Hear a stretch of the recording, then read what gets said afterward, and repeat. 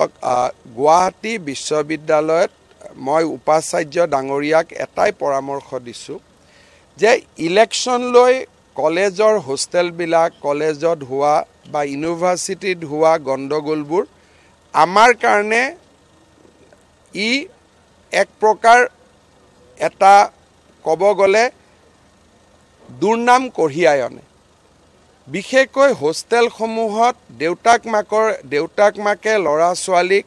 চৰকাৰী হোষ্টেলত এই কাৰণেই দিয়ে আমাৰ ওপৰত বিশ্বাস ৰাখি যে নিশ্চয় ল'ৰা ছোৱালী ভাল হ'ব ইয়াতে বেয়া কাম কোনো ধৰণে নচলে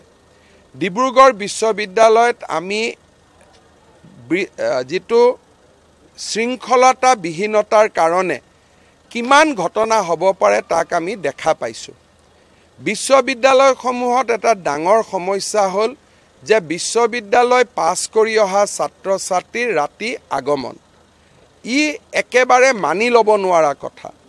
আৰু কোনো কাৰণতে বিশ্ববিদ্যালয়ত এক্স বৰ্ডাৰসকল বিশ্ববিদ্যালয়ৰ হোষ্টেলত যাব নোৱাৰে মই গোটেই কেইখন বিশ্ববিদ্যালয়ৰ উপাচাৰ্যক অনুৰোধ কৰিছোঁ যে ল'ৰা ছোৱালীয়ে আজি নুবুজিব পিছত বুজিব কিন্তু ল'ৰা ছোৱালীৰ দেউতাক মাকে আমাৰ ওপৰত যি বিশ্বাস ৰাখে সেই বিশ্বাসৰ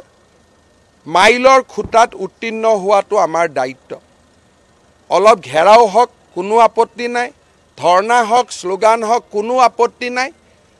কৰবাত যদি উপাচাৰ্যজনে চৰম ত্যাগ কৰিব লাগে তাকো কৰক